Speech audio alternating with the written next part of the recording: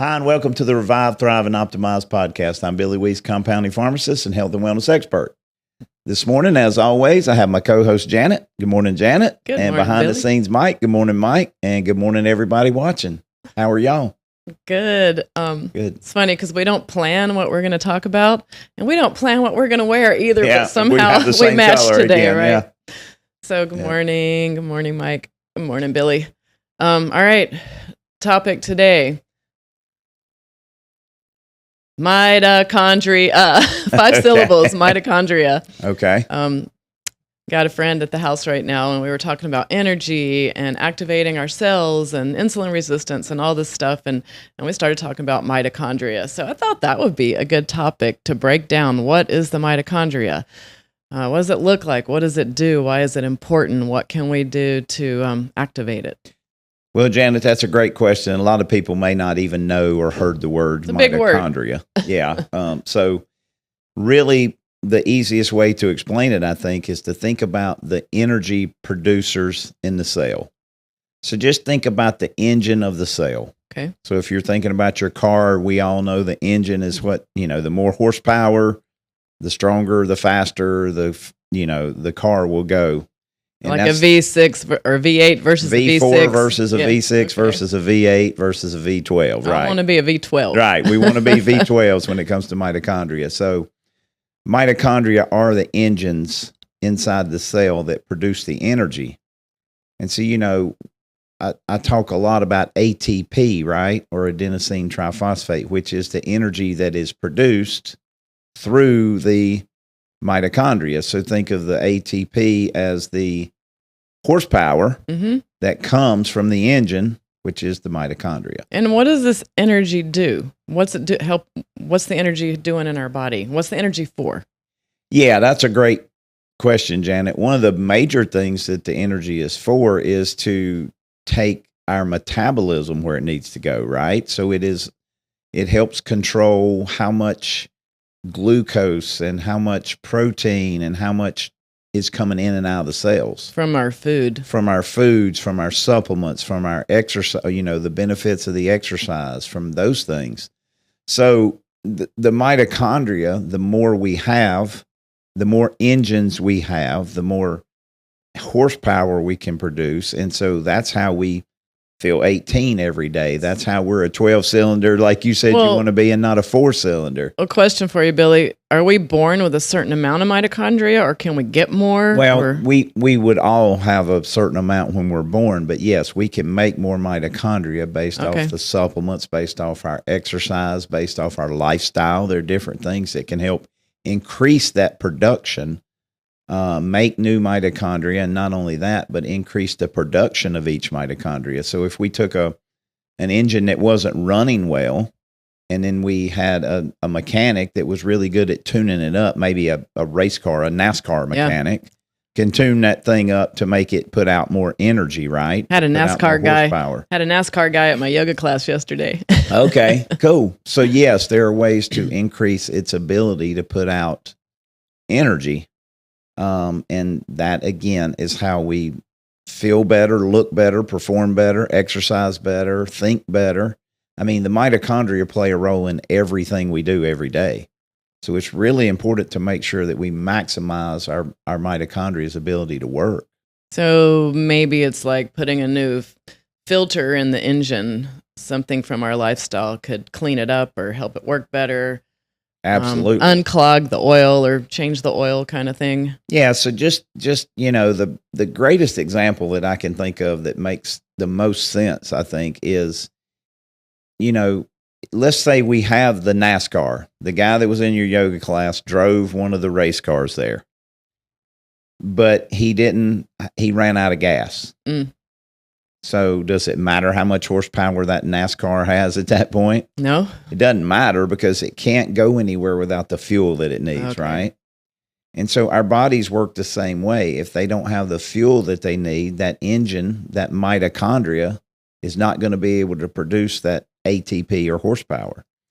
And some of the most simple things, and I know people get tired of hearing it, what are the foundational for? Yeah, the right supplements. I mean, you have to have the right vitamins and minerals in the cells in order to activate these mitochondria to produce energy. Especially today when we don't have those same supplements in our food sources. Well, it's just because foods are not typically grown in our backyards or our neighbors' backyards anymore. And so, we've talked about this before, but for example, just to give an example, a green bean loses 50% of its nutrients the day after it's picked. So you can imagine by the time something is shipped here from, I don't know, Mexico or California or wherever, and it comes here and then it's in a back of a truck and then it's in a warehouse in the back of the grocery store, and then it goes out to the shelf, and maybe it's been there 3 or 4 days. And it's been genetically modified. And it's been sprayed with Roundup and who knows what glyphosate, who knows what else, right? So it's got herbicides and pesticides. And so it's not the same as it was, 50, 100, 150, 200 years ago. So, one of the number one rate limiting factor in these mitochondria making the ATP or the energy is magnesium. And you've heard me say 1,000 times, if I was going to be on Gilligan's Island, I could take a suitcase. I'm going to fill it with magnesium. Because this 5 organic chelated salt magnesium hits those pathways from 5 different pathways. And so it really helps the body be able to be more efficient at making that energy that we all want, desire, and need. And when we can do this, Janet, when we can activate our mitochondria and make them efficient and make them work well, we will be less likely to be overweight. Mm-hmm. We will be less likely to have type 2 diabetes or insulin resistance or metabolic syndrome or pre-diabetes or heart disease or any of the things that people are less likely to have cancer. We'd be less likely to not have the energy that we want to have during the day to go do the task that we need to do, whether it's work or family or working out or whatever. So if people understood that the mitochondria, a word that maybe most people are not familiar with, as we said, and making that horsepower, that ATP is the key to feeling and looking good, I think they would pay way more attention to what we're talking about. I love this because I used to be someone that looked at magnesium as I need to take this when I need a laxative. Right. I was not taking the right form of magnesium, but through what I've learned from you, when I look at that bottle of magnesium now, I hear you say magnesium makes energy in your cells. You need the magnesium to make the energy in your cells. So now I look at my magnesium like, oh, this magnesium is going to help me make energy. It's also going to help me sleep. It's also going to help my muscle cramps. Yep. There's just so many different 350 functions in 350 plus functions in the body. Yes. That you'll get. And it's because magnesium in the right forms hits all these different pathways. And so it's not just working along as many magnesium products would just be a laxative, right? It's the salt form that is designed to irritate the gut. My products are not designed like that. We're designing them to make energy and to do the things that we need to do on a daily basis. So, you brought up something there that I think is very important. You talked about how we have to look at our supplements and think of them differently. And that is what we should do. We should think of our supplements as ways to enhance our health and not just something that I have to do every day or should do every day. Well, Billy, when I look at a multivitamin, I used to just think, well, this is just kind of a little bit of everything I need. But now when I look at your multivitamin, the first thing that comes to mind is, this is my daily detox. Correct. And I never looked at a multivitamin that way before, that's my daily detox. Well, one of the major things that when I did develop the multi ingredients was to think of how our body needs to detox things daily. And so while it is great for increasing mitochondrial energy so that we feel good and perform good, one of the ways to do that is to clean out the engine, to clean out the mitochondria. Change the oil. Yeah. So part of the methylation process and the ingredients that were chosen for the multi were to help clean and change the oil in the mitochondria on a daily basis. So yes, it is more than producing energy. is trying to help our body cleanse those mitochondria and be able to produce clean energy and be able to produce it more effectively. So there's so many reasons that we need to detox every day today that, again, weren't around 50 or 100 or 150 years ago. And, honestly, when we first met and I got your supplements, I thought, okay, I'm going to get a month's worth of supplements, but let me see if I can make them last 3 months. And I knew they were helping me, but I was also trying to stretch it out and make them last longer.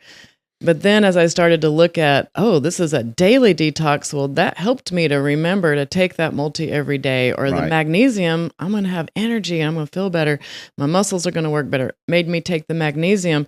And then lately, when I look at the probiotic, because when I look at a probiotic, I think about gut health.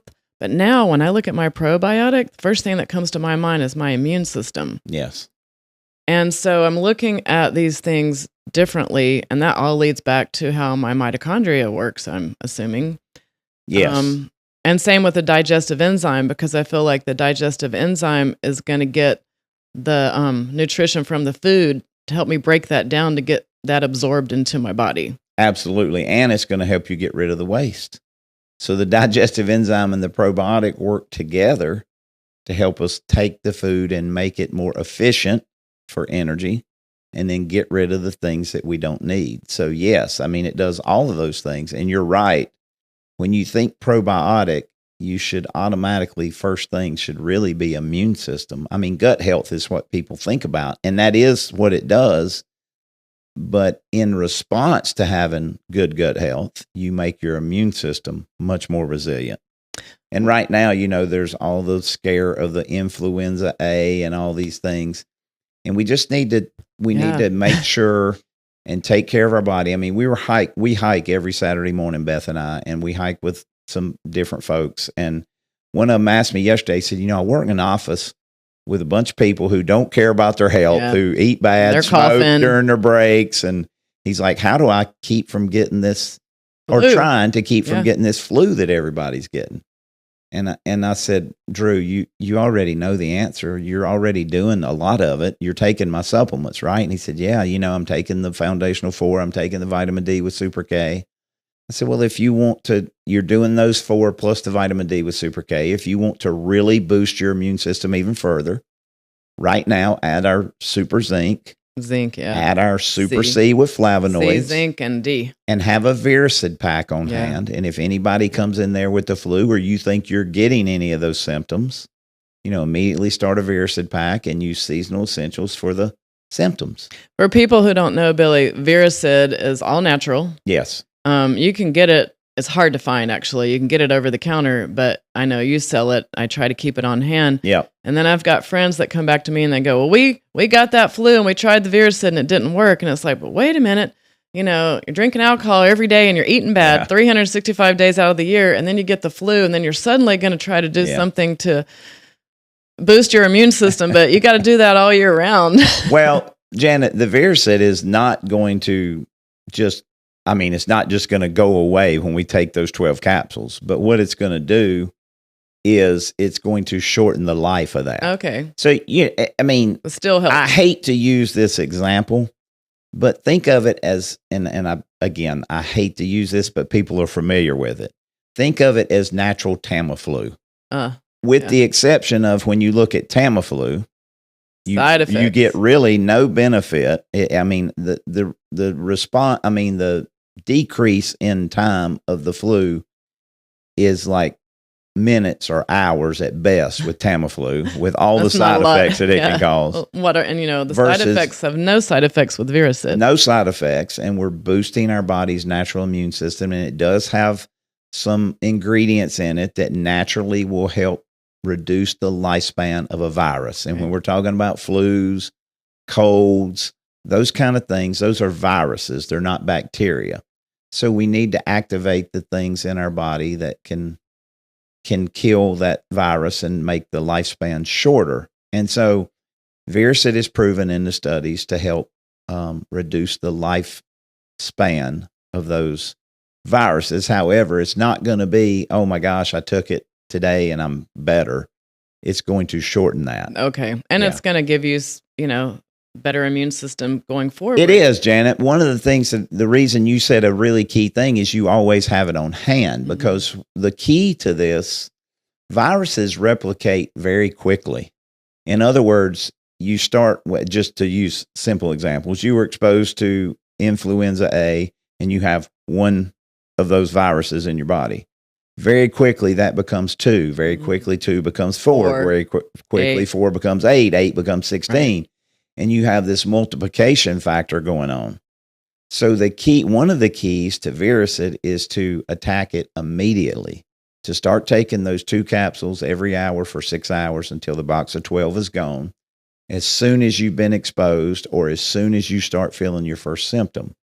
So one of the things that we teach people, or like Drew, if he were in his office and one of the guys gets tested and has to go home, or just has the flu and knows and has to go home, he can immediately start taking that Viricid pack right then before he ever gets anything, symptoms. Trying to head that off before he gets it. Yes. All right. So back to mitochondria. Yes. So the more mitochondria we have and the better the mitochondria works, the more horsepower. How does that affect us and our immune system or our gut? It's a great question. So think about it. If we have a more efficient running engine with more horsepower, we can activate our immune system more effectively, quicker, more effectively, stronger. Everything, not everything, Janet, but most processes in the body start with this mitochondrial ATP energy. And so if our mitochondria are healthy and our energy systems are working well, we have the ability to turn on our immune system faster and more efficiently. So one of the things that we think about, unfortunately, the most common people to die from like this latest virus, the COVID virus, were older folks, right? Older folks were the ones who were affected the most. Right. And you think about it, their mitochondria, their ability to produce ATP has diminished, because as we age, it diminishes. And unfortunately, if they're not doing things to try to enhance that, then their immune system is just not going to be as quick to react, and it's not going to be able to turn on. And then you take the second factor that was found, probably the second most common factor, if you look, in those deaths, was low vitamin D. Mm-hmm. So now we have these mitochondria deficient or inefficient people with low vitamin D. And now they didn't check, to my knowledge, or I don't know of a research that says their gut health was at this level. But if they're not taking vitamin D, they're probably not taking probiotic, and they're probably not thinking about anything. And they're not eating right. Yeah. And so, they don't have the ability to fight these things off like the person that does have the good mitochondria and the optimal vitamin D level. So tell us, Billy, how to improve our mitochondria. What are some of these lifestyle things that we can do to make more mitochondria or make it more efficient? I have a friend visiting right now, and she's like, hey, I'm taking NAD, or another one that's taken AMPK, and now there's peptides and all kinds of things for our mitochondria. And it's kind of like mitochondria is like this really new in phrase that everybody's talking about. I'm working on my mitochondria. So what are some of these things we can do? Yeah, Janet, that's a great question, and the easiest answer, and I know it's one that a lot of people don't like. Exercise. Exercise, yeah. Nothing activates mitochondria. Nothing activates AMPK, you mentioned, like exercise. And it says that right on ChatGPT, because I looked it up this morning. Exercise, it helps the body manage its energy systems. And so when we exercise, we activate these processes in our body and these pathways that say, hey, I need to produce more energy. And so that is one way, one lifestyle way that we can activate our mitochondria and make more horsepower is to exercise. Weightlifting, strength training is a great way to activate the mitochondria in the muscles. Sunshine is a great way. So like the red light bed that we have, it activates mitochondria, which is why my type 1 diabetics that get in notice a significant sugar drop during a 12-minute red light session. And that is simply turning on the energy systems, the mitochondria making more ATP. That's so great. Hence, the body takes up more sugar into the cells and the blood sugar drops. Yeah. So sunlight, exercise. What about hot if you and go cold? What if you go walking outside in the sunshine? Yeah. So now you're exercising, you're in the sun, fresh air. If it's warm, you take your shirt off, right? Get some vitamin D. Yep. So there's all these ways. Yes, hot and cold. So any lifestyle activity that promotes exercise, or I mean, Janet, even fasting. Yeah. Even fasting makes the mitochondria more efficient. It does it several different ways. Number one, fasting activates AMPK, which you mentioned. And that's a protein? Well, that's adenosine. I have to think a minute. Adenosine. A lot of people are taking monophosphate activated kinase. Kinase. Yeah. Right. So that is an activator of the mitochondria. So it's helping people who are insulin resistant? It does help people who are insulin resistant. And if you're insulin resistant, we know that your mitochondria are not functioning properly. Yeah. And by the way, Janet, now that you bring that up, we should point out right here, because the reason these mitochondria, this word that many people may not be familiar with, is so important is there are several studies that show that being diabetic or pre-diabetic, which, remember, the University of North Carolina at Chapel Hill says 88.5% of Americans are at this point don't even know it. Diabetic. And don't even Many know don't know it because we won't do the $30 check fasting insulin test. It makes you more at risk for a heart attack. Now, hear me on this. Being diabetic or pre-diabetic in several studies puts you at a higher risk to have a heart attack than daily smoking. Now, that's mind-blowing. Say that again. Yeah, that's mind-blowing, isn't it? So being diabetic or pre-diabetic in several studies puts you at a higher risk for having a heart attack than daily smoking. So when we're talking about mitochondria, this is really, really critical to health and to long-term health and to quality of health. I'm guessing stress is a big factor. Absolutely. So think about it. Stress. Not sleeping is the number one stressor for sure. Cortisol. It increases cortisol, which increases what? Blood sugar, which increases the insulin resistance and stress. And yes. It's a big, I have a really good friend visiting me this week. Shout out to Jill Haney and her podcast, which is called Hammered. And it is, they're doing a pilot episode to pitch for it to be a TV series right now. And it's a very popular podcast, but she's visiting and just shared with me that 4 acquaintances of mine from Asheville, where I used to live, have recently passed away. All women and all heart attacks. Yeah. And all my age. And when she told me that, I was floored. And I know one of them really well, and she was a type 2 diabetic. And I'm sure that contributed. And then I think about the stress of everything they went through with the hurricane and just, all the changes. Yeah. So it's so important. Well, Janet, just think about the fact that we've talked about the studies that show that being diabetic or pre-diabetic puts you at a higher risk for heart attack than daily smoking. And for not just a heart attack, right? Well, that's what I was going to. Okay. There are also other studies that clearly show that diabetics are 50% greater risk of death from all causes. And that's type 1 or that's type 1, type 2, because their metabolic pathways, this mitochondria, is not running efficiently. And, in the summit, I go through how we can produce energy that is clean energy, right? The NASCAR guys got us all tuned up. Everything's working as efficiently as it should.